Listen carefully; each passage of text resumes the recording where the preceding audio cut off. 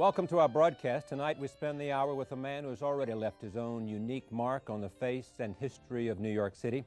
If Donald Trump is not in the news for a high-stakes deal or a controversial new development, he may be in the gossip columns with his latest relationship. But less than 2 years ago, the news was that the Trump empire was in trouble, and some were quick to announce that the king had lost his crown. Donald Trump, some say, is out to prove them wrong and is currently writing his third book, which is The Art of the Comeback. And that's what we want to start with. Donald Trump is here, and I'm pleased to have him. Welcome. Hi, Charlie. Nice to have you here. It's been a long time. It has. We're in New Orleans, back during the Republican convention in a little room talking about the challenge of the Japanese at that Exactly time. right. Yeah. Exactly right. Now, here is Trump, The Art of the Deal, and this is Trump surviving at the top. Right. And here is the Casino Journal saying, gaming's greatest comeback. Here is, guess what, casino player, the comeback kid, Donald Trump's amazing turnaround. And here is New York Magazine out this week, fighting back, Trump scrambles off the canvas. Bill Clinton, after the New Hampshire primary, went out front and had a press conference, and he said, even though he came in second, said, I'm the comeback kid. That's right. And look what happened to Bill Clinton. Right. Now, if you could translate that for you, where would it be? Where would it take you to? What would be the equivalent of reaching the White House for you? Well, I think just doing what I'm doing, Charlie. You know, I've had a really great streak over the last year. A lot of people went down. The economy is in a horrible condition, just a deplorable condition. The politicians destroyed the economy in 1986 when they passed a tax law that just destroyed the real estate industry, which in turn destroyed the banks and the savings banks and savings and loans. And I really got very lucky in a way. I built the Taj Mahal, which everyone said that's going to be his downfall. The Taj Mahal, it's over $1 billion building. And it's turned out to be one of the best deals I've ever made. It broke records for the last 3 months. It won over $40 million a month. No casino in history has won anywhere near that. All 3 of my casinos were rated 4 stars by the Mobile Travel Guide, and they're the only casinos in the United States that are so rated. So, you know, it's really been an incredible period of 6 or 7 months for me, and it's really been gratifying. Now they all want to do the comeback stories and everything else, and I think I probably care less about that than I would have maybe 3 or 4 years ago. But it's been a pretty good experience for me. Then how are you different than you were 3 or 4 years ago? Well, I used to say, and in fact I think I said in my first book that, and maybe this was foolish, but I really meant it, that someday I'd like to maybe lose everything for a period of time to see who's loyal and who's not loyal. And frankly, I found out a lot of things. Did you find out who's loyal and not loyal? I tell you what, and you can't guess it. You can't predict it. You think certain people would be loyal no matter what. And it turns out that they're not, and you just can't predict it. It's very difficult. What hurt the most? Well, it's a whole different scene, Charlie. I mean, we have a situation where you have everything going perfectly, and then one day you wake up and the world is coming to an end from the standpoint of the economy. But I just think that I've had a lot of luck. I've had a lot of friends. I've had a lot of good friends. And overall, I've done really well with it, and I'm very happy about it. All right, now help me go back and understand what it was to be you and what happened. So the economy did, you were hit and other real estate developers, and some people have not been able to come back. Some developers in Canada and in the United States who had a magnificent reputation for quality and for the deal are still in bankruptcy, in fact. How high did it get for you? I mean, what was it like for you before the crash, and then how low did it get for you when things began to go bad and people were counting you out and saying that not only could you not recover, but that you were that far from bankruptcy? Yeah. Well, I never thought I was that far from bankruptcy, but a lot of people were giving me a hard time. And I think overall, Charlie, it was an experience that I don't think I want to go through it again. I have to tell you this. I mean, you know what it's like. You're really in a position where I think that if you had to do it again, I'm not sure you could. I went through a period of 2 years that was truly tough. Tough in what way? Well, you have parents, and you have people that adore you, and you have people that for 15 years, nothing went wrong. And then all of a sudden, the world seems to be coming to an end. I mean, it just seems to be coming. And it was just sort of an incredible experience for me. Did you have to go to your father and say, bail me out, help me get through this crisis one more time? Right. My father wouldn't have been in a position to bail me out, but he certainly helped, and morally and in any way he could. My mother was great. I have a sister who's a federal judge, and she's very, very strong. She's a fantastic woman. I never knew as to loyalty whether or not she'd be there or wouldn't be there, and she was there in spades. Other people were there. But you know, the incredible thing is you can't really tell. You can't really tell who's going to be there, who's not. I would have bet my life on certain people. I would have said, politically speaking, that somebody that you know, Andrew Stein, would have been there, and he wasn't. I would have said that other people. For what? He wasn't there in terms of, for 15 years I supported Andrew Stein, supported him. I never asked him for a thing. When I needed a vote on Riverside South, until the very end, when everybody else was on board, Andrew was not there, and I was really surprised at that. Now, ultimately, he was there, but it shouldn't have been so difficult. It really shouldn't have been so difficult. But here comes one of the things they say about you is that there ticks within you a vindictiveness about that, and you're not going to forget that. And part of the Trump style is to, at some point, you're going to try to get Stein back.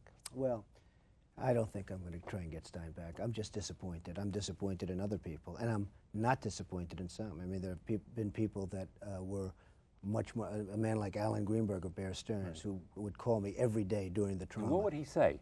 Well, he'd just call me and it'd boost me. He'd say, just keep fighting, just keep fighting. You know, he's really a phenomenal guy and a great leader, and that's why Bear Stearns, I mean, without any big parent company, I mean, Bear Stearns has just done tremendously well. But Alan has been a really loyal friend, and I've had a lot of other loyal friends. But the thing, and I guess I'm going to go into this in the third book. I do one book, it's a bestseller. I do another book, it's a and #1 bestseller. Both books were #1, and I think, frankly, I think this is the best book. I think this will be the best book because I really believe I know much more now than I did for the other two. What do you know? I've learned about hardship, something which really I didn't know. I went to the best school, I did great. You go to the Wharton School of Finance, you go through it easily, you do fantastically well. Everything goes smooth, you get out of school, you make a lot of money, every deal works out. It was sort of like just a series of you couldn't make a mistake. Did you think you were invincible at that time? I never thought I was invincible because I've seen too much, and you have to learn from history about others, so I never thought I was invincible. But I had a 15-year run that was, virtually unprecedented. I had a tremendous run, and all of a sudden, 1990 hit, and I remember there was an article, "Welcome to the 90s, Donald." But 1990 hit, and the economy was crashing, and the banks were crashing, and everything was crashing.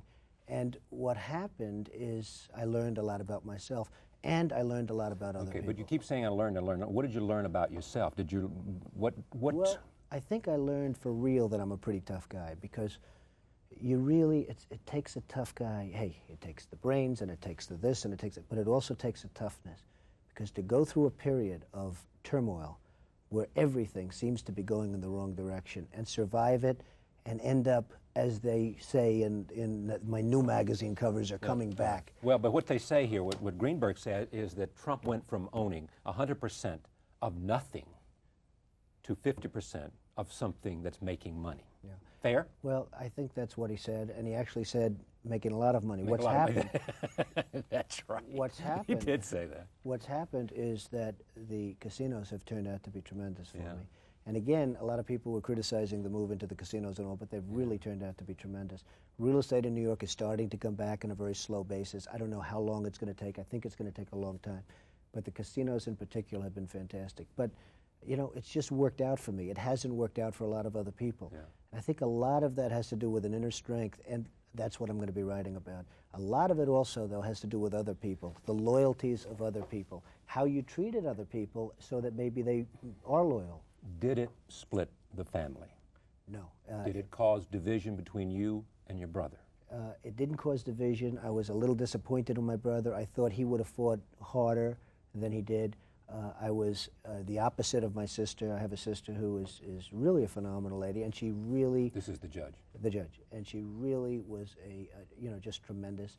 My other sister, likewise, was tremendous. My parents have always been, and I would expect them to be. It's interesting. One of my attorneys said, always count on your mother. Now, I maybe took advantage of my mother. I never appreciated her as much, but she was really fantastic. Well, it is also said you came out in defense of Mike Tyson, and you came up with these community, and it is said that your mother said, enough, Donald, shut up. I think that's probably the first time my mother absolutely got angry at me. I really mean that. I mean, my mother was so crazy when I came out in defense of Mike Tyson. And part of the reason I came out of Your the mother's fence, what, 80-something? my mother's 80 years old, Right. and part of the reason that And tough enough to survive a she's mugging. tough. She's tough, but she's quality. I mean, more than tough, she's quality. So she said what? Well, she wasn't. She didn't exactly like the fact that I was defending Iron Mike, but I watched what happened to Mike Tyson. I watched how badly he was represented by an attorney in Washington that was charging him $3 or $4 or $5 million against a local attorney, the best within 100 miles that the state hired, who just ate the other man's lunch. And I watched the way he did it, and I heard about a girl that late in the evening knocked on his door, was taken in, was raped, perhaps, perhaps not. I don't know. I mean, I don't know. Again, I think he was very badly represented. But I did see that, number one, she knocks late in the night. Number two, she's dancing in a beauty contest at 8 in the morning, and I saw the tapes, and I see the big smile on her face, and she's dancing happily at 8 in the morning. And now Mike Tyson's in jail for 4 or 5 or 6 years. I had a real problem with that case. I had a real problem with Mike Tyson's lawyers. I had a real problem with Don King. I just think that he was really fed out to the wolves. But if in fact he raped her in that hotel room, regardless of whether she came there, you think that he should have been convicted and should have gone to the slammer? He to this day denies it. I don't know that it happened, and I think that, as they said, if he didn't testify, he would have been exonerated totally. The jury said that. Mike was arrogant. He was a horrible witness from what I understand, and I'm not surprised. I mean, I would say that generally speaking, you don't put Mike on as a witness, but he was a horrible witness. And to get 4 or 5 or 6 years, I think that there was just too many circumstances. Again, she was in a beauty contest, and she was dancing with a big smile on her face at 8 o'clock in the morning. 8 o'clock in the morning. Yeah, but the jury sat there and they listened to her, too. They had an opportunity to hear her and test her credibility as they heard it, and also to face questioning. This guy's not a bad lawyer. He may have handled his case bad, but he is the same man that represented John Hinckley and others and had an extraordinary reputation in a very good Washington firm. I watched Mike, and I've been with Mike, and I've seen him, and people really take advantage of this man. And I want to tell you something. I think this is one of those examples. Now, I know we have a system of juries, and I know we have a system where if you're found guilty, you're guilty. But somebody like me, maybe who has a little bit more independent streak, can say, hey, Mike Tyson, in my opinion, should really be given another break. I mean, they put him in jail before he was even guilty, as far as I was concerned. Do you believe he'll fight again, and do you believe he'll ever be the heavyweight champ again? I think he'll fight again. I don't know that he'll be the heavyweight champ again. In the prison that he's in, they don't allow boxing. That's a long layoff. Yeah. Some of the young fighters that are coming up in the heavyweight division are great. But Ali came back from the years that he was Ali off. came back. Ali was totally unique. He was a unique man, and maybe Mike will come back. I think Mike probably will be the champion again, but you have some young fighters coming up, heavyweight fighters like Lennox Lewis, who is absolutely phenomenal. You think Holyfield's going to lose? I think Holyfield, I'm not sure if he's going to lose now, but I think your next champion's going to be Lennox Lewis. Boy, he sure did a number on this. No, he was incredible. In London I want the to other tell day. you, I mean, he knocked out First round, wasn't it? Or second round. And this gentleman went 18 or 20 rounds with Mike. Well, that was his claim to fame, that he survived being in the ring with Tyson. Lennox Lewis is probably the real thing. I mean, he could be the first real thing since Mike, and it'll be interesting. And he's younger, and he's this and that. Or what is your fascination? Are you an athlete? I am pretty much of an Scratch athlete. golfer or close to? Scratch golf. You mean like you do par 72, 73 on good courses? On good courses. Yeah, up against good players? Up against good players. For money or not for money? Well, I like playing for money because it gives you an interest. I mean, it really does. Golf was something that really helped me through a period. When I was really, you know, there's a point at which you can't push. You have to sort of sit back and wait and see how the chips are falling. And during the adversity period? During the adversity period. And I'd go out on the golf course, and sometimes I'd go out with some friends who were good golfers, and you'd play. And you really don't think about all of the problems of the world and the problems of everything. And again, you know, I like to blame myself, but I mean, one of the things is, frankly, I was doing so well and it was all so easy that I took it easy. And all of a sudden, I started relying on other people, and I said, listen, you went to the Wharton School of Finance, you're a genius, you take care of this, and you take care of that, and you do this. And I stopped, and I got rid of people, and I did it myself, and since then, things have been fantastic. I mean, it's just been 92 is the best year of your life? I think 92 could be certainly one of the best years of my life because it really all came together for me, financially speaking, and in so many other ways.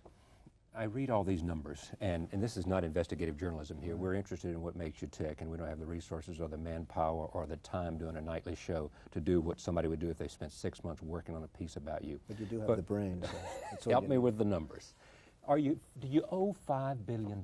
No, at one point I guess I owed pretty close to $5 billion, but I had assets far in excess of that.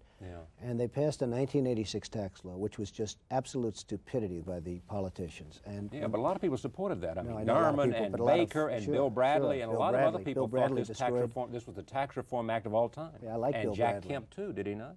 I like Bill Bradley, and I like a lot of the people that you mentioned, and they didn't really support, but Bill Bradley did very much. Bradley was, and I have to tell you, he destroyed the home building industry in the United States. He destroyed the savings and loans in the United States. The Tax Reform Act of '86 absolutely. What happened is incentive was taken out of the real estate industry. And the industry is such as savings and loans, they're based on real estate. And when the values went down, and they plummeted, they absolutely plummeted. So the savings and loans had billions of dollars in real estate that now all of a sudden is one-half the billions of dollars in real estate. But you know better than I do is that during that time, I mean, the savings and loan crisis came about because a lot of savings and loan lent a lot of money to developers that were bad loans and should not ever have been made. And then Charlie, all of a sudden... That's true. And I have to tell you, it's 100% true. But a lot of that was exacerbated. A lot of loans that could have been good loans were made into bad loans because of the change, because of the 1986 tax law change. And what that did is all of a sudden you had resolution trust, and you're paying billions and billions. In order to save $5 billion in taxes, we're now paying trillions of dollars to save industries and save banks. And some people have come along and made a ton of money because of the resolution trust. And some people have made a lot of money. Didn't I see where Ron Perlman the other day made $1 billion or something? Well, I don't know what he made, but frankly, he's a good man. I hope he did make a lot of money. But it's the government's fault. The government passed a very stupid law. They have to put the incentive back into real estate. I think they're doing it. I think they're going to do it. It creates Here's the other side. It is that people with great entrepreneurial gifts, like you, get yourself extended too far, too much debt and too much extension. And then when, as it happens in America, there is a business cycle, and when the economy goes up and goes down, if you get yourself extended too far and you've got a huge debt service, all of a sudden push comes to shove, and you find yourself in a very, very between a rock and a hard place. And it's that the extending yourself too far that causes so many people to come to ruin. Well, I think you're right. I mean, I think I'm not going to, not take blame for that. I think everybody takes blame for that, because anybody that does anything, the only people that don't get in trouble are the people that don't do anything. If you play it safe and no risk, then there's no reward. I mean, when I do things, I built the Taj Mahal. They said $1 billion building. How can it possibly? And now it's turned out to be tremendously successful. It takes time. You got to be able to get over the hump. Riverside South is going to be a tremendously successful Well, let's stop at Riverside South, though. Okay. I mean, first of all, what did you? Here is one of the arguments made about Riverside South, that you faced a huge opposition on the part of the Planning Commission. A lot of people who did not want to see a huge development over there. You turned it around, and most people give you the credit for turning it around. So you ended up with 9-0. How many people on the commission? I don't remember. 12-0 vote. 12-0 vote. How did you do it? And did you make so many concessions in doing it that it no longer is an economically viable project? Well, the only way you can talk about viability is what's going to happen with the market. Today, nothing's viable. Gotcha. Okay, today nothing is viable. You could have the greatest piece of land in the best location in New York, and nothing's viable. When I did the Grand Hyatt Hotel, I will tell you, the hotel market was in shambles. Everybody said, Donald, you're crazy. And I was crazy, and I did it. And all of a sudden, I got it zoned. I started building it. And by the time it opened, it was a tremendous job. Yeah, but would it have been successful without the zoning and the abatement? No, it wouldn't have. I mean, it wouldn't have. But I got the concession. zoning. Yeah, of course you did. Absolutely. And now what we're doing is we're asking for certain things in order to make Riverside South successful. We have tremendous popularity. Every civic association virtually in New York is supporting it. But they're supporting it because of the concessions you made in terms of subway, in I'm terms of how much parks and all of that kind of thing. And so the question remains, well, the bottom line, can you deliver on it? Yeah, the bottom line is if the market comes back, you deliver. If the market doesn't come back, you don't deliver. Now, maybe Clinton's going to come up with a housing program where you're getting a subsidized housing or something, in which case you do it in a different way. We're looking to get zoning for a piece of land that's unzoned, that's employing no people, that's sitting there rotting, that's rat infested. And if I get the zoning, which I hope to be able to get, the city desperately needs the job. If the city turns around, and if the economy turns around, and if incentives are put back into real estate on a federal basis, No, there's always ifs, but there's been ifs in everything I ever did. When I did Trump Tower, in all fairness, people said I was totally crazy. It couldn't possibly succeed. It was too big, it was too expensive, it was too everything. And it turned out to be probably the most successful condominium development ever in this country. And is it profitable? Trump Tower? Yeah. The most. I mean, it was the most successful development ever built in this country on a condominium basis. I will tell you, 2 years before I started construction, people thought I was totally crazy to do it. It really worked out to be fantastic. You can say the Taj Mahal, you can say Trump Plaza. I mean, so many of the jobs I do at the time I'm doing them are supposed to be not good, and they turn out to be tremendously Who makes successful. the decision as to when you go? Is that a decision made by you, or is that a decision made by the bankers? No. And are you going to parcel those projects off? I'll tell you what, the city is lucky to have the bankers that I have on my job because they've invested a lot.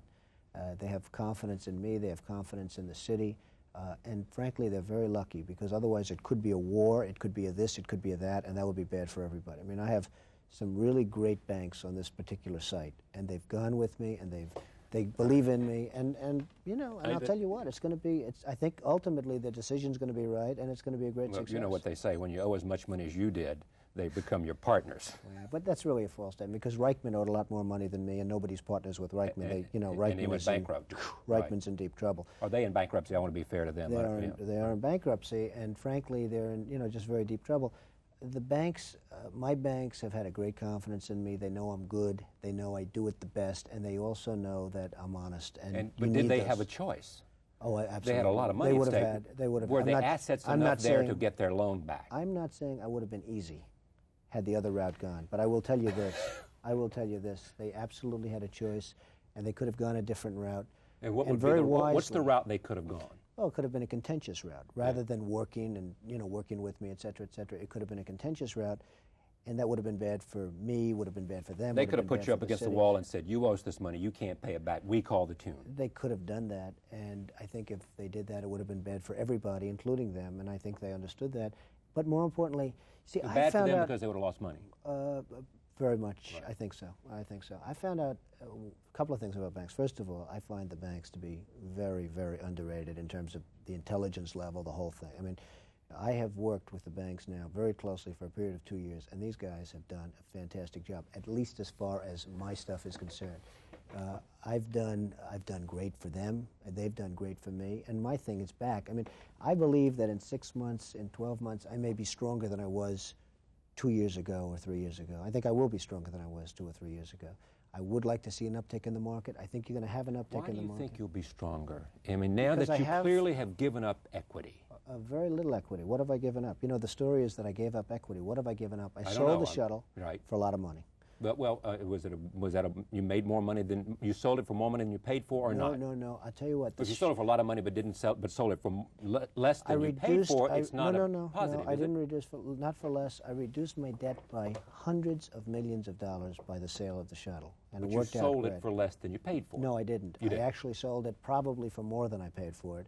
But it's a very complex formula. That if you sit down with a pencil and paper, we can maybe figure it out someday in 5 years because it's a long-term deal. We don't want to bore everybody with it. But I sold the shuttle. I got rid of a tremendous amount of debt. I got rid of a lot of personal guarantees. The Taj Mahal, personal guarantees are unsecured loans from friends, or what? No, personal guarantees meaning personal guarantees to banks, where I personally guarantee a piece of a loan. Basically, if you take the Atlantic City properties, I have up to 80% of the Taj Mahal.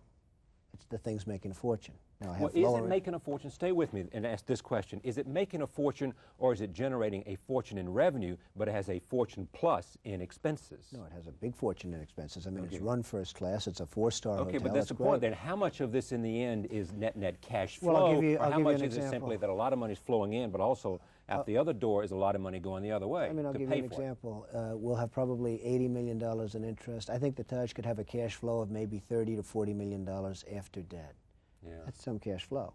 Now, that's a great cash flow. Now, what do I do with it? I do with the West Side Yards, I do the Riverside South, I do other things.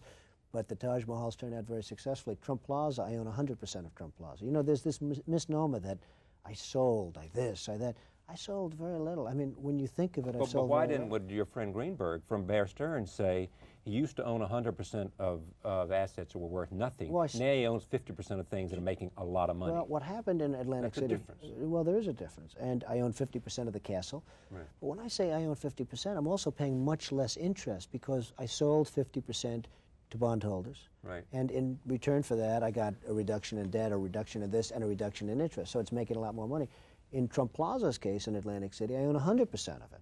And that is turning out to be fantastic. I take your word on all of this. By the way, Charlie, I have to tell you, because of the fact, and a big difference is, and that's why you see in all the casino things, because of the fact Yeah, that but they want to revenues see are you way as a up. winner, because if you're a winner, it means that they're a winner. Well, they don't want to see me as a winner, actually, because I have to tell you, when things started going bad, I was on the cover, but instead of my hands being up, I had my chin down, okay? So nobody wants to see me be a winner. Let me just stay with that image for a second.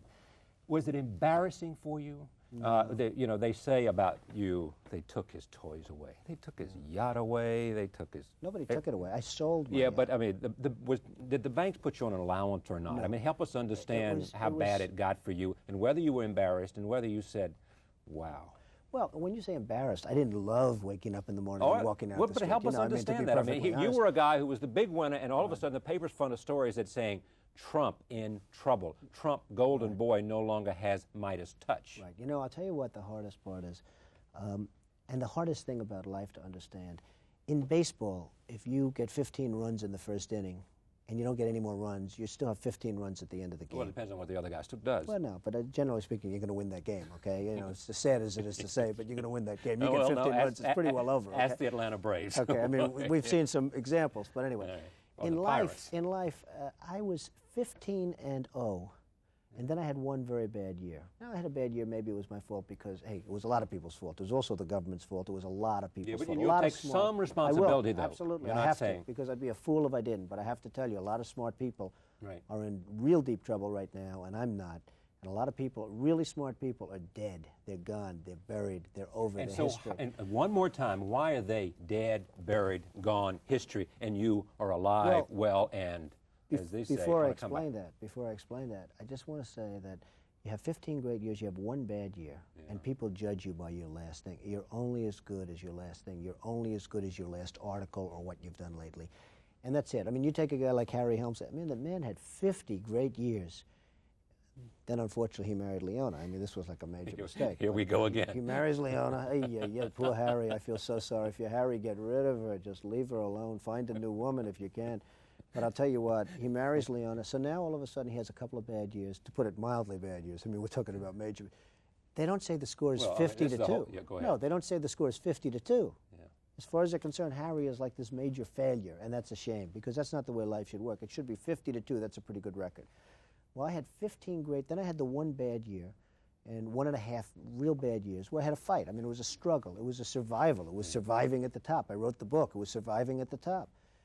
And it wasn't easy, and it wasn't pleasant. And Did you ever think you'd lose? Did you ever lose confidence? Did you ever say, No. I may not get out of this? No. Not once. Not once. And the reason I didn't say it is because I had to go back and do it myself. You see, I built what I built myself, and I did it by working long hours and working hard and working smart. More importantly than anything else is by using my own brain.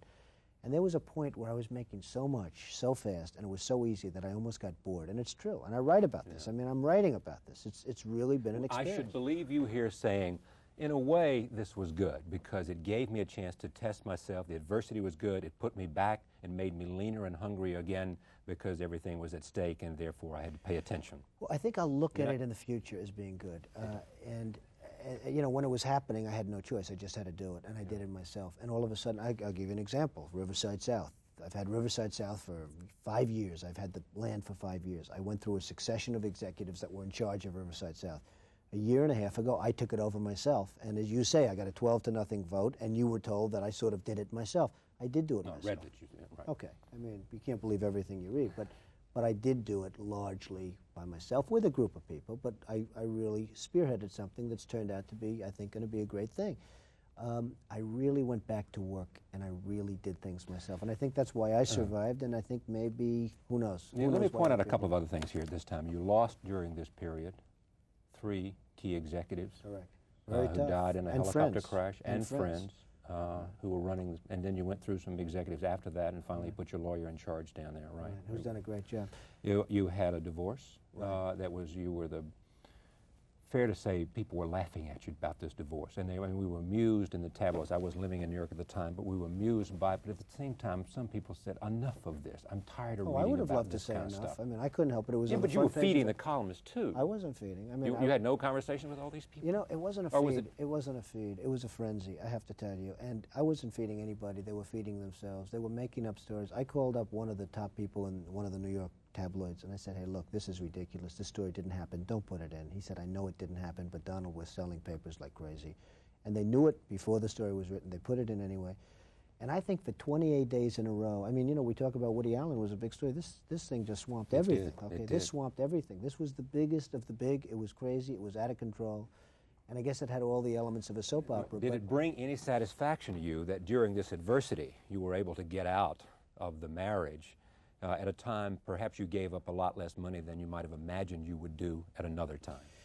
Now, well, come on, tell me the truth. I mean, there were those people that say that I did this purposely in order to get out of the divorce. Well, no, but there are those who said that you used that adversity as a time to say, you know, it may not ever get any better, so you better, you know, people were saying you better make your deal now. Yeah. I was very happy to pay Ivana what I paid her. I mean, this was what I was supposed to pay her, and this is what I did pay her, because she, if anything happened a year ago where I went down the tubes, where I really would have ended up with nothing, she and the children would always have been taken care of, and that was very important to me. I mean, at the time, don't forget, I was being sued for $2 billion at one point. By her? By her. Right. And that was going to be a nasty, contentious suit, and frankly, had I not had a glitch, I would probably not be on this program right now. I'd be at divorce court. If you hadn't had if you hadn't been down into if you hadn't bottomed out and put some pressure on her and her attorney. It wasn't a question of pressure. I mean, there was a point where she probably felt I wasn't going to make it. I mean, there was a point where a lot of people felt I wasn't going to make it except me. I really felt I was. Were you telling her differently that maybe? I wasn't telling her anything. Saying, I wasn't telling her anything. All she had to do was read the New York Times and the Wall Street Journal. I mean, they were making these dire predictions about me and others, but I guess I got more print than anybody else. That's the negative. I mean, the good is when you're doing well, and they do that. The bad is when you're doing bad, they do it the other way, all right? And they did it the other way times 10. So what happened is, had I not been involved in a glitch, I don't believe that we would be here right now. I would be studying for tomorrow's examination before trial, okay? And what happened, you would have duked it out in a lawsuit. Well, I think Ivana probably would have gone further than she did. But it got so bad, and the stories began getting so bad, that she said, boy, I better take, you know, what I'm entitled to according to the contract that we had signed. And she ended up taking the $10 million plus to this, plus to that. And it's probably a package of $20 or $25 million. And I think she was smart in doing it in the end. I think her lawyers were horrendous. I think she was horribly represented. She could have gotten a lot more money earlier if she had decent lawyers, but she had lawyers that weren't. Meaning what? She could have gotten a lot more money earlier? At an earlier stage. You would have been more amenable to giving more money in a settlement? I offered more money than she ended up getting. But Ivana, who is somebody that I'll always love, she decided in her great wisdom to hire these characters that were just looking for fame and fortune for themselves, in my opinion. And they did a bad job for her. They really did. And my folks did a great job for me. I had a wonderful lawyer who did a great job for me. And in the end, though, I'm saddened by it, because I would have preferred the initial deal with Ivana. But she was very, very poorly represented in this divorce action. You must have some sensitivity, though, for a woman in what she might be going through. I mean, you seem all powerful there, and she doesn't know, and she has to lean on the advice that she gets. And you know, people are saying, this guy's got tons of money. And yeah, but she was leaning on the Wall Street Journal. I mean, you know, when the bad stories started coming out, she was believing those stories, and she should have believed those stories. I'm not even saying the stories were wrong. You know, I've done things, but I'm not saying those stories at the time were wrong. The economy was atrocious, and you know, the business was bad, and the real estate business was horrendous. And the casino business was bad, and we're opening up the Taj Mahal in the middle of a war. Right. Okay, you know, I mean, I'm opening the largest building in the world in the middle of a war. People were not flooding Atlantic City at that time. Well, no, I mean, everyone's sitting home watching the war. And also, she's reading about you and another woman. That can't be pleasing. She's reading, and I never left for another woman. I mean, this is one of the great misconceptions. I left because I got tired of the balls and tired of the ballroom gowns and all the nonsense. What does that mean? Well, I'm just one that doesn't necessarily believe, you know, they call them the so-called charity events, but the people that have these charity events are probably the least charitable people I've ever met, and they have them for their own, you know, vilification. They have them for their own, whatever it is, they have them for their own, and they want the press, and they want the nonsense. And but why do we care if it generates a lot of money for charity? I'm not sure that it does. I'm really not sure that it does. I mean, I look at some of them, and I look at the expense, and I look at the magnificent table settings at the Plaza Hotel, and which I'm very happy about, but at the Plaza Hotel and all the other places. And in the end, I don't think they make a hell of a lot for charity. And then I look at United Way, where the man's paid, you know, virtually millions of dollars to run United Way, and I look at what happens in charities. I study charities, and there are very few well-run charities. So you got tired of the gowns and the ball and all that stuff? I got tired of the scene, and I knew the scene, and I knew the people, and some of the people I like, in all fairness, and some of the people I don't like. They're a vicious breed. You know someone listened to that would just hear you say that's not what happened. This was a guy who was on top of the world, and he He wanted to have his cake and eat it too. He Well, wanted no, to I be wanted out out. and wanted out because I he wanted wanted to out. date a lot of young, attractive women who viewed him as a giant catch. You And know an what? interesting man to Hey, be with. I'm out now, and it's great. I have to tell you, I really like it. I think it's great. I've What's- never had a better well, time. Tell me but- what's great about it. But I just like it. I mean, for whatever it is. Maybe I shouldn't The like freedom, it. the independence. It's a freedom. It's a and- freedom. I can do what I want. I can be with who I want to be with. I really like it, and I would tell you if I didn't. Because, and by the way, I think at a certain point I won't like it. I'll get tired At a certain of point, it. you'll say, I want to settle down with one person. At a certain point, I think I'll say that. I think I'll say that very strongly. But, you know, at this point, I do like it. I had a fabulous wife in many respects. Great kids. Fantastic children, great children. I love them, and so therefore that was so worthwhile. I had another friend later who was also fantastic for a fairly long period of time, and I just didn't want to settle down. I mean, I didn't want to get married. I didn't want to marry Marla, and I didn't want to settle down. And I'm just not ready for it. It's just not me. I mean, it's not right now. At some point... Is that what killed that relationship then? Well, a lot of things perhaps killed it, but I would say that probably that's the predominant thing. I mean, I was very antsy. I didn't want to settle. And of course, don't forget, you know, I'm busy. I'm doing a lot of different things, and I love doing it. I'm so happy now. You know, I enjoy getting up and going out to the wars, and the wars are now becoming battles, and it's just worked out well. But you can't devote lots of time to a relationship when you're going through this. There is also said in this piece by Julia Baumgartner that you love the limelight and that you seek in the public and the public's adulation something, that the mirror of that is somehow important, confirming. True? I don't think so. I think that I loved it at one point. I think I've gotten used to it. I think I do well in it. Well, see, I look at it differently. It's great for my business. I mean, the fact is that my casinos are up more than, as you know, my casinos are up more than any casinos in the United States. We're up number 1, 2, and 3 in increases in Atlantic City. Number 1, 2, and 3 every month. But are they at the same time, and I don't want to hammer at this question, at the same time the most profitable? It's one thing to be up in revenue, and you're saying they're up in revenue. You're not necessarily saying that they are the most profitable. The Taj Mahal has the largest gross operating profit of any casino in Atlantic City by far. By far. Not even, it's not even So when you close. factor in expenses, it has the gross. Yeah, well, operating it profit. also has the biggest gross. I Right. mean, it's got the biggest gross, but it's got the largest gross operating profit in Atlantic City. But what's happening is a lot of people, now I will say this, when people thought I was going down, they sort of deserted me. And you know, this is not the way it should be in life. Tell me who deserted you. No, I'm talking about customers. I'm not only talking about, you know, Friends, local right. friends, this, that. When the customers, the Taj Mahal customer, when the customers, the casino customers, even the condominium buyer customer, when they thought I was going down for the count, they really did desert me, I have to say. Now that they see I'm doing well again, now that they see I'm back, now that they see all these crazy magazine covers, I will tell you, one of the reasons that my casinos are up so much more is that they're all coming back. But are you saying, that, therefore, it makes sense for you to promote this notion? I mean, look at this picture here. I mean, you like this. Isn't he a handsome You know, guy? you like this, don't you? No, I don't But really, is it good I'm for not sure you I to like the promote picture. that because it says Donald is back and all of this stuff about scrambles off the canvas, in a sense, is good for business, It so is good therefore for you're business. promoting that You know what? image. It is You good want for people to believe that you're back. I mean, as an example, it's late in the evening right now. It's not that you're a fantastic guy, and we did this down in New Orleans, but in New Orleans it was during the afternoon. It was really much more pleasant. Right now it's late in the evening, and here we are doing an interview. Yeah, right. It And happens a heck of an to interview be- it is. I hope we're going to have a good time. I mean, I hope you get good ratings, too. do I mean, too. anything for you, Joe. Yeah, exactly. But I'll tell you what, it happens Poor to boy be... from the north. Yeah, go ahead. That's right. It happens to be great for business. I mean, the fact that it's coming back. Now, it would be nice if it were the other way. If you have problems, wouldn't it be nice All if right, everyone... but apart from all that, come on, ego. I have an ego. Of course I you mean, I've do. never met a successful person that Nor didn't have I. an ego. And, Nor have I. you know, People I are driven feel- by it. I mean, Mother Teresa has an ego. Absolutely. You know, so bigger, you're bigger than you would ever believe. all Well, right? I've never had the pleasure. But nevertheless, I mean, part of it, you love the limelight. You love beyond the business and what it does and the whole sense of the Trump image.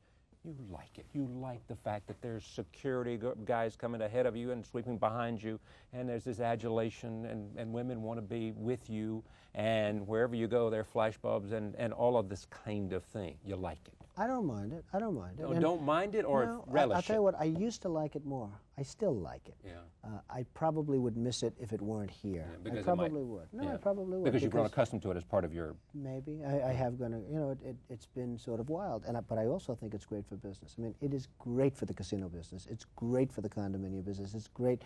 Hey, they just came out with a report, the Corcoran report, that Trump apartments in New York sell for more on a square foot basis, which is really the only, than any apartments in New York by far. It's not even close. And a lot of that is all of this nonsense. Let me talk about people you ought to say sorry to, if there might be. One is, and I'm talking, I raised this person first, that guy in Philadelphia, you know, who they say you got fired.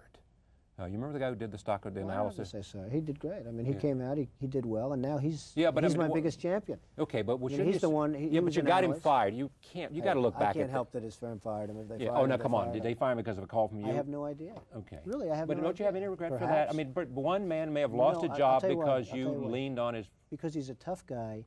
He's a savvy guy. He's come out great. He's a stock analyst, and he's now my biggest champion. He's saying it's the greatest comeback. In fact, he used the word brilliant. I hate to tell you this. What's his name? His name is Marvin Rothman. That's right. And he was a great critic of me, and now he's saying that this was one of the most brilliant things. So you did him a favor by getting him fired? Well, I think in the long run, I think he's probably doing better now so than he was doing then. So you did him a favor. That's so. Indirectly, I did him. I wasn't looking to do him a favor, but I think indirectly. But don't you regret that? I mean, you don't. No, I don't regret it. Get this guy lose his job? No, because that's life. You can't look back. I don't like look back. No regrets then? I mean, there's no one that you'd say regrets. Now. If I had it to do again, would I have done things differently? Yes. What would you have done differently?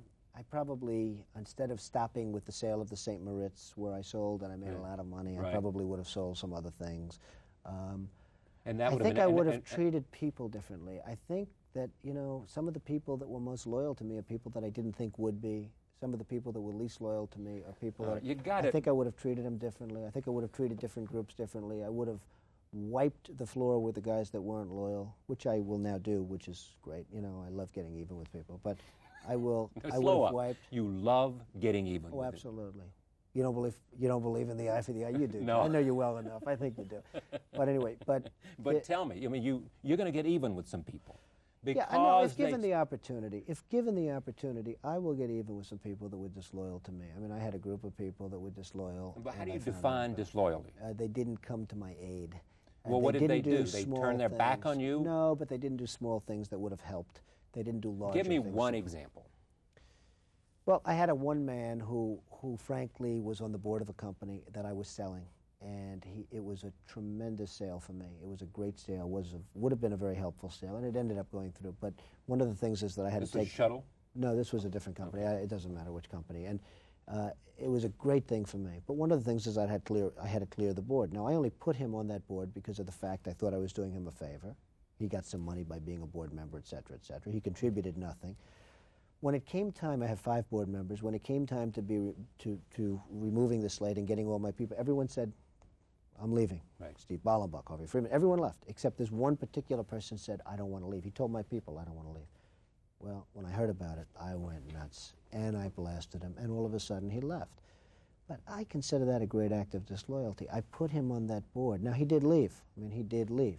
It's a little like Andrew. I mean, Andrew ended up in favor of Riverside South, but for all I had done, I had never asked him for anything. This is a great job. This is a job that he should have been in favor. He had to do a poll in order to find out whether or not he was going to support it. But how can you get even with Andy Stein? I mean, this guy's... It's not a question of getting even. I can certainly be disappointed in certain people, and I was very disappointed. Yeah, but you've already said an eye for an eye. I mean, he hit you, you're going to hit him back. Well, I might. Yeah, but we'll how see. could you hit him back? We'll see. Hey, time will tell, I guess, right? Yeah, are you looking for the opportunity? No, I'm not looking. I'm just really so disappointed in him. I'm disappointed in other people. And I was disappointed in this one man that didn't want to get off the board. Now, he got off. Okay, but he got off. So, I mean, no, he got off. He got off after being hit over the head with a cannon, okay? What was the cannon? The cannon was me. And he ended up... What was the threat, though? I mean, did you blast him in the paper and that was enough? Or did you say... The threat was just sort of just a strong threat. I mean, he would have gone through a lot of hell if he didn't get off.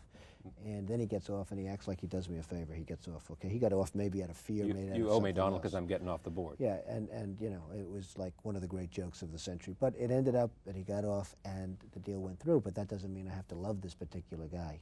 It doesn't mean I have to love him. I want somebody that's loyal from the beginning, not somebody that's loyal because they're afraid or because they're this or because they're that. And I've had a lot of instances like that. And I think, you know, and again, I think the new book, and I don't know why I'm promoting a book that's not going to come out for 3 or 4 months. I mean, I don't want to waste a lot of time, but I think that the most interesting aspect, that's right, we'll do it when you go national. That's okay, right. we'll do that for the national. Forget the local stuff. But No, the local stuff's important. Without the local stuff, there'd been no national stuff. You don't do the second step. Exactly. But the truth is, I think the most interesting aspect of that book is the loyalty area, the loyalty chapters. I think it's really good. You measure loyalty in terms of your own relationship with Roy Cohn. You feel like that you stuck by Roy Cohn, and that's true. You showed your stripes by doing that. Well, I don't think I showed my stripes. I think, you see, I'm so loyal to people, and maybe I'm loyal to a fault, but I'm so loyal to people that when somebody's slightly disloyal to me, I look upon it as a great act of horror. Who are you going to support for mayor? Well, I think David Dinkins, I have to tell you, has done a real good comeback. You know, you talk about comebacks. David Dinkins has done one hell of a comeback in the last 6 months, and you saw what happened in Los Angeles, and you saw what happened. People really like the man. I mean, I've been with him, and I've watched him, and he has really become a very popular guy, and I think he's going to be very hard to beat in a lot of ways. Now, I have to tell you that a year and a half ago, nobody wanted to run against George Bush. It took a man from Arkansas who was the only one, you know, virtually one of the few people that wanted to run, because George Bush was unbeatable. There was no way you could beat this guy, and he turned out to, you know, he just ran out of gas. It looked like David Dinkins can possibly win re-election a year ago, and then you had a lot of other things, and now he's in a much better position. Well, he really is. He's done a great comeback. You support him over Giuliani? Well, I'm not announcing who I'm supporting, and I don't think it's even relevant. I just think that Dinkins has really done a great job in terms of coming back, and I also think he's a great human being. I think he's a very Did he help you on the Planning Commission? He helped me, but he was tough. He was strong. He was very community oriented. He was very much for the people in that sense. But when he gave me his word that he would now support the job, he really lived up to that word. There was also a guy on the political scene this year named Ross Perot, a billionaire. Were you once a billionaire? I don't know. I was projected as being I know a you were, but billionaire you never can times a tell couple about of those times. numbers. I mean, you know, times you mean a couple of you were worth a couple? Because I saw that at least 900 million. But No. did you actually have a net worth of $2 billion? I guess they had me up to the highest of 2. What did you have yourself up to? I don't know. I had myself up to maybe what I have right now. I don't know. Nobody knows what I'm worth. What's the Taj Mahal worth? What's the West Side? I have no idea what I'm worth. What was it you used to say about the plaza? You said this is a trophy. Therefore, it's a different place if it's a trophy. If it's the best and unique, then people will pay a premium for the best and unique. But people don't buy trophies so much anymore. Yeah, that's true. 1998 trophies were great. 1990, well, did you pay too much for that trophy? Probably. No, I'll tell you what. When I bought the plaza, I was offered a huge profit a year after, and brilliantly, I decided not to take that profit. Okay. Now, who sold it to you? Was it the Basses on that? It was a consortium of people. But the Basses were involved. And I have to tell you truthfully, I'm very happy with my purchase of the Plaza Hotel. I think it's working out fantastically. I think it's going to work out. You know, adversity is a very funny thing. When you have adversity, it's like in golf. It's like in sports. It's a question of how many bad shots do you hit. Not so many good shots, but how many bad shots. In other words, minimize your bad shots. You really have to, it's not a question of getting, because everybody's going to get in trouble. It's a question of how do you get out of trouble. Yeah, I think the Plaza Hotel is going to turn out to be a great deal for me. I mean, it's already turning out to be a great deal for me. But golf, I think it's going to be great. That sporting metaphor may be correct, because in golf, if you were playing and you got to go over the water to reach the green, sometimes you don't make it over the water. Well, sometimes you don't. And then it can put you into necessarily bogey land. Sure, but hey, that's not where I am. Although I could have. You're not in bogey land now? Well, but are you back to par? You're not even back to par, though. You're at least a bogey. I think, again, I tell you this, and I make this prediction, I think in 6 months I'll be stronger than I was 3 or 4 years ago, whatever my... That's a birdie. I believe what I did is I restructured things in the early 90s in the bad times, and now it's turning out to be very good. I believe that I'll be stronger than I was 2 years ago, but who knows? I mean, let's see what happens. Let's see what happens with the economy. Let's see what happens with the world. Ross Perot had a $3 billion, was willing to spend it, and got something, I haven't seen the last tally, maybe 17, 18% of the vote, 19% of the vote. There was a time in which you wanted to tease America that you might want to run for president. Well, people said that. I never did, but people said that. You didn't go to New Hampshire to test the water? You didn't, under the influence of Roger Stone, say, you know, this is an interesting idea. Let's go up and see what we can do. I really went to New Hampshire because they wanted me to go to New Hampshire, and they wanted me to make a But you knew speech. that your appearance there would generate the talk. I certainly did generate talk. And but you knew that your appearance would generate talk. No, I didn't do it for that reason. Charlie, I didn't do it for that reason, and I had no idea how much talk would be generated, and I had no intention of running for president, and I wouldn't have an intention of running for president. I will say this, Ross Perot, he made some monumental mistakes. Had he not dropped out of the election, had he not made the gaffes about, you know, the watchdogs and the guard dogs and everybody coming at the house, and, you know, 3 or 4, if he didn't have 3 or 4 bad days, and they were real bad days, he could have conceivably won this crazy election. You'll get some political people who are smarter than you and I both about politics who will say the same thing. Oh, I believe that it. he could have made it a very competitive race. He was up to 42 points at one. But at the same time, whatever it is that made him generate $2 billion, which enabled him to do as well as he did in part, he was very effective in the debates, and that had nothing to do with how much money he had. Right. At the same time, maybe, you know, you have to take the good with the bad, and part of the personality makeup that happened to make him $2 billion also made him the way he is about sort of the paranoia about Well, the paranoia others. maybe created some of the money, but it's not necessarily good Or the drive that creates both. See, one of the problems with politics and politicians is that you really can't have done very much wrong, and that means you can't have done very much, because if you're doing a lot, hey, I do a lot of things, and most of them turn out good, but some of them have to turn out bad, and it's, you know, they'll hit you with a little bad, and it makes it a little bit more difficult. Franklin Roosevelt, I think, once said, Arthur Schlesinger was here the other night, and I'm not sure he said this, but I think that FDR once said, I'm proud of all my enemies, I've earned them. What enemies are you proud of? Well, I'm proud of having a guy like Ed Koch as an enemy, because I think he's a major loser. He did a lousy job as mayor. He's a promoter. He's very much of a promoter. He did not do a good job as a mayor. He got very upset because after 8 years of trying to build the Woolman skating rink, I was able to do it in 4 months for about 1/10 the money that they spent.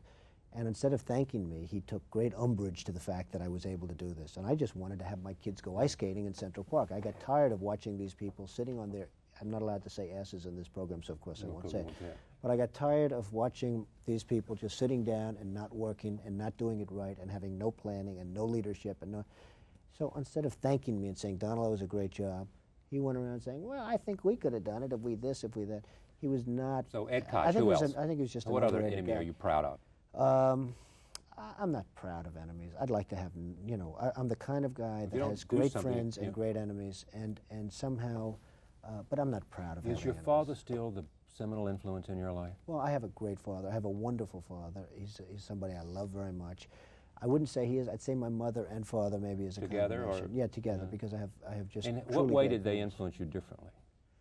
Well, they're very different people. My father's a very business-oriented guy, but a very good man. I mean, if somebody came up to my father on the street and said, I need $100, I need $200, and my father is the softest touch when it comes to people that really are in trouble. He's really a very great humanitarian in that sense. But he's a strong man. People would think of him as being cold, but he's not cold at all. My mother is openly warm. I mean, she's just a wonderful woman. Except when it comes to Mike Tyson. Except when it came to Mike Tyson. It took 40 years, and finally she came out and she said something. But she's a fabulous She made woman. you like yourself when you were growing up. I mean, really by did. her love reinforced your sense of self. She really did. I mean, she's some woman. Greenberg, again, in this New York Magazine article, said about you, he said, if Donald gives you his word, it's good as gold. However, he said... He said that sometimes I have a bad memory. that leaves you wide open to, it's you know, it leaves you wide open to the fact that... And I have a photographic memory. Well, that's the problem exactly. I have. I mean, it So raises this question, can you trust what Donald really says? Because his memory may be short. Yeah, now, I think he meant that jokingly. He's a great friend and he's a great gentleman, and I think he meant that I think, but perhaps he's had some bad experiences. I really don't know. What brings you the greatest satisfaction now? Is it conquering adversity, or is it something else? Well, I used to think just continued success, but I got bored by it. Yeah, enough and enough is not enough. Enough. And then I really think that right now I'm just really proud with the way I've handled things. I really think that I've handled things well from a business standpoint. And somebody who steps forward and says, you know, this is just Donald's hype. He's a giant promoter. He hasn't come back. I mean, times have turned a little bit around. You know, he sold off some assets, but it's not the great comeback that he believes it is. Well, all they have to do is look at the numbers. I mean, you look at the numbers in the casino journals, and you look at the numbers, and you know, it's been a tremendous comeback. And I'm not saying I'm as far back as I will be in 6 months. I mean, I'm back, and I'm not in any trouble, and I'm doing well, and I'm making money. What do you think? Money is a scorecard for me. You know, money is not as important as people would think it would be to a guy like me, but it is a scorecard, and you know, I've really So done what well. is the most important thing to a guy like you? I think the way I've survived, the quality in which I've lived under the survival mode, the image I've portrayed during the survival period. I mean, people haven't seen me go into a corner and put my thumb in my mouth and say, I give up, I give up. I mean, this kid doesn't give up. And some people did give up, I have to tell you, Charlie. And you know, you're not going to be doing interviews with them. But some people did give up. Many people gave up, and many tough, smart killers gave up. They just gave up. They said, I can't do it anymore. So I think the way in which I survived was very important to me. Art of the Comeback, soon to be out. And what, you're going to be out next beginning of 3 or 4 months, 3 or 4 months? yeah. You're writing this alone? I'm doing this one alone because I really want to get my flavor. I've had 2 wonderful writers. My other books were both #1 bestsellers. I'm doing this alone. I want to get my own flavor. It's really become somewhat of a passion because I think people are going to learn a lot from it. Good to have you. Have a good time. Thanks Thank very you. much. Thank you. Donald Trump is back. Thank you for joining us tonight. Monday we'll talk with World Series hero Dave Winfield. Trump would like to hear that. Also, a lot of other people will be here. We're taping next week an hour with Charlie Perot, one of my friends from North Carolina. A lot more interesting things coming up. See you Monday.